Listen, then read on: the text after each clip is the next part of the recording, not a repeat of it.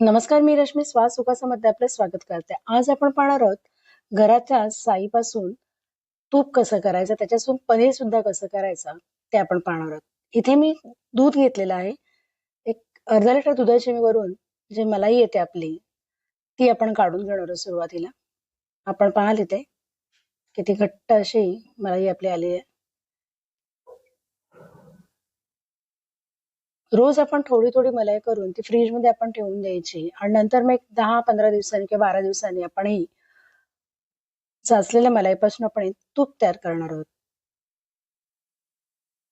एका मोठ्या भांड्यामध्ये आपण रोज ही थोडी थोडी करून साठवून घ्यायचे.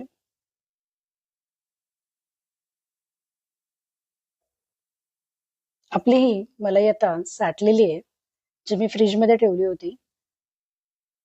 त्यामध्ये आपण एक साधारण 1 ते 2 चमचे दही घालून घेणार आहोत. जेव्हा आपल्याला तूप काढायचं असेल त्याच्या आदल्या दिवशी आपण दही घालून घ्यायचंय. इथे मी दही घालून घेणार आहे. दही घातल्यानंतर आपण थोडस ते मिक्स करायचंय आणि नंतर मग पुन्हा ते आपण फ्रीज मध्ये ठेवून देणार आहे आणि ज्या दिवशी आपल्याला करायचे असेल त्या दिवशी आपण ते थंड असताना शक्यतो करा, म्हणजे ते मिक्सरला जरी लावलात किंवा हाताच्या साहाय्याने जरी केलात तरी ते निघतं. पण काही जण मिक्सर मध्ये लावतात, कोणी रवीच्या साह्याने करतं. इथे मात्र मी तुम्हाला हाताच्या साह्यानेच लोणी कसं काढायचं ते दाखवणार आहे. इथे आपलं पूर्णपणे बघाल मलाई जी होती त्याचं दही आपण विरजण लावलं होतं ते आता आपण त्याचं लोणी काढून घेणार आहोत सुरुवातीला.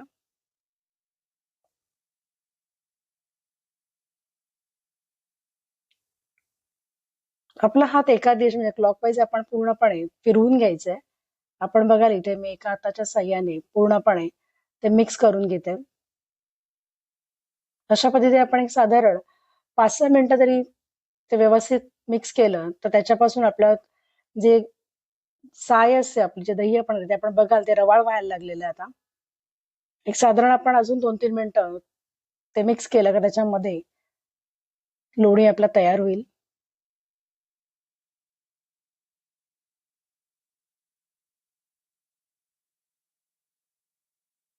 इथे आपला आता पूर्णपणे लोण्याचा गोळा आपण बघाल घट्ट घट्ट व्हायला लागलेला आहे. हे आपल्या अशा पद्धतीने लोणी तयार झालेलं आहे आणि पाणी इथे साईडला झालेलं आहे. आपण बघाल इथे साईडला पाणी आहे आणि इथे मोठा आपल्याला लोण्याचा एक गोळा मस्त घट्ट असा मिळालेला आहे. हे जे पाणी साईडला राहतं ते आपण एका भांड्यामध्ये म्हणजे पातेल्यामध्ये जमा करून घेऊया. ते एका चाळणीच्या साह्याने मी ते गाळून घेणार आहे.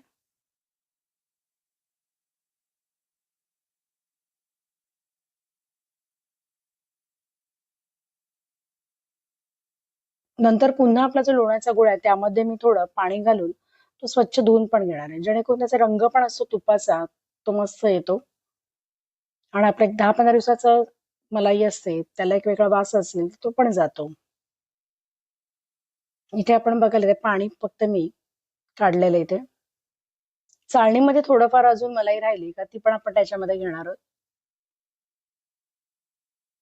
इथे बघाल थोडासा एकदम चमच्यामध्ये एक थोडासा गोळा राहिलेला आहे अजून, तो सुद्धा मी इथे घेतलेला आहे.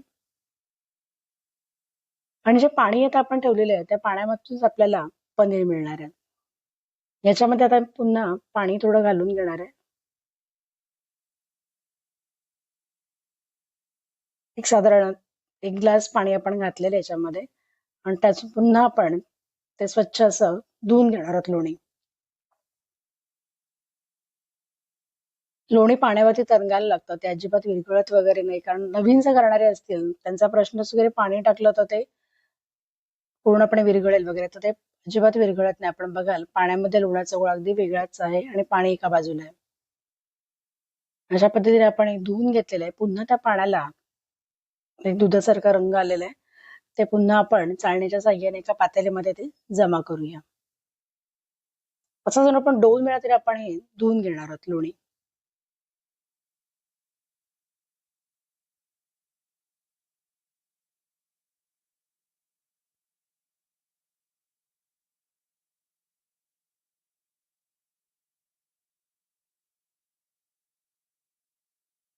थोडंसं आणखीन आपल्याला मिळालेलं आहे. पुन्हा यामध्ये आपण थोडंसं पाणी घालून ते धुवून घेऊया.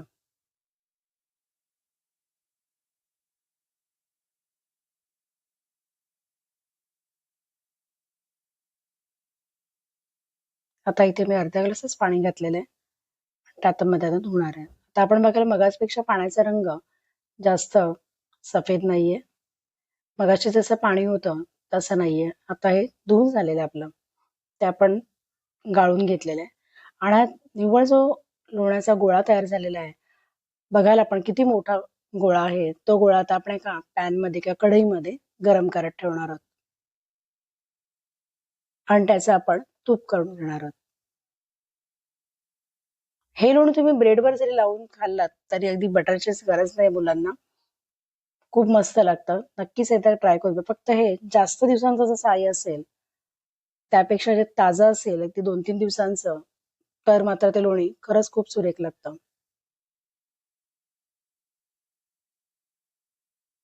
आता आपल्या लोण्याचा गोळा वितळायला लागलेला आहे. आपण बघा साईडने आपण बघू शकता इथे तेल सुटलेलं आहे त्याला बाजूला.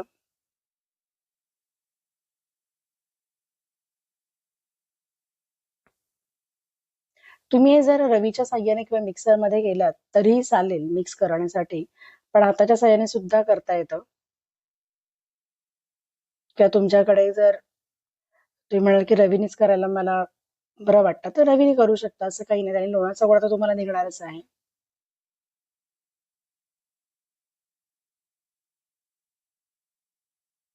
इथे पूर्णपणे आपला लोण्याचा गोळा जो होता तो वितळलाय आणि इथे आपलं आपण बघू शकता तूप आता निघायला सुरुवात झालेली आहे. साईडने आपण बघाल इथे उकळी आलेली आहे. एक साधारण आपल्याला 4-5 मिनिटं ते कढू द्यायचंय. म्हणजे आपलं तूप निघेल व्यवस्थित. मस्त आता तुपाचा सुगंध सुद्धा यायला लागलेला आहे. आपण बघाल इथे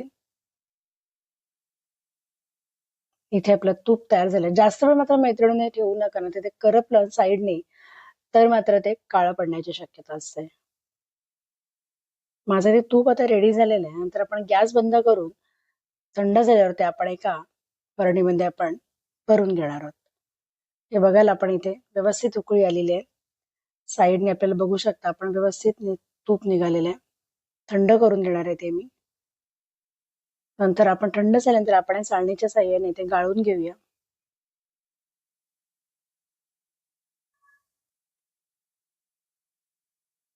आपण तुपाचा रंग बघू शकता किती मस्त आहे तो.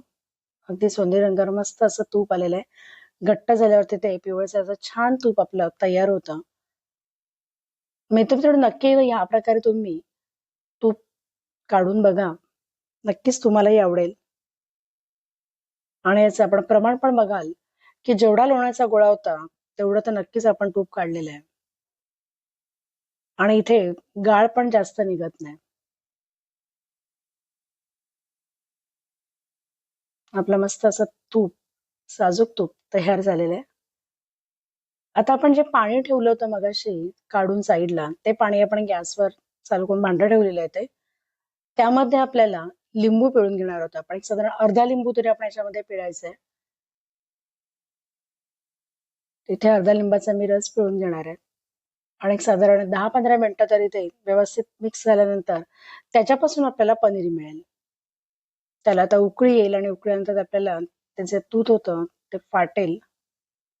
आपण बघा मी मिक्स करून घेते.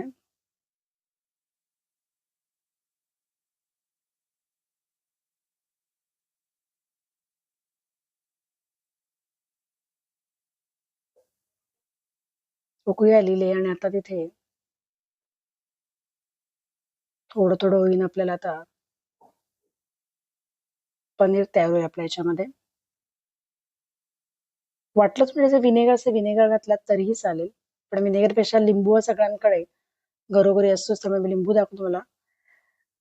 थंड झाल्यानंतर आपण एका कापडामध्ये गाळून घेणार आहोत.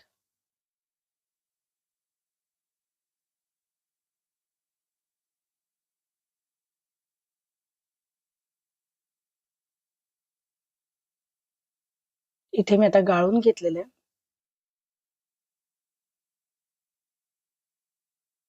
आणि त्याच्यावरती एक जड भांडं मी ठेवून दिलं होतं. एक साधारण अर्धा एक तासानंतर आपण बघू शकता आपलं हे पनीर तयार झालेलं आहे.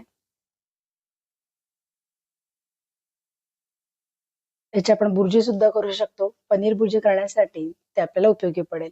म्हणजे आपण बघू शकता मलाईपासून आपण लोणी काढलं, तसेच तूप सुद्धा काढलं आणि पनीर सुद्धा काढलं. बघाल आपण पनीर एक 2 माणसांसाठी तरी आरामात ही बुर्जी होऊ शकते एवढं आहे. मित्र-मैत्रिणी तुम्हाला ही रेसिपी कशी वाटली? म्हणजे ही पद्धत कशी वाटली? ते मला कमेंट्समध्ये सांगायला मात्र विसरू नका. चॅनलवरती नवीन असाल तर चॅनलला सबस्क्राईब करा आणि बेल आयकॉनवरती सुद्धा टिक करा, जेणेकरून नेक्स्ट व्हिडिओचे नोटिफिकेशन तुम्हाला मिळेल. धन्यवाद मित्र-मैत्रिणींनो, हा व्हिडिओ बघितल्याबद्दल. या व्हिडिओला शेअर करा आणि या व्हिडिओला लाईक सुद्धा करा.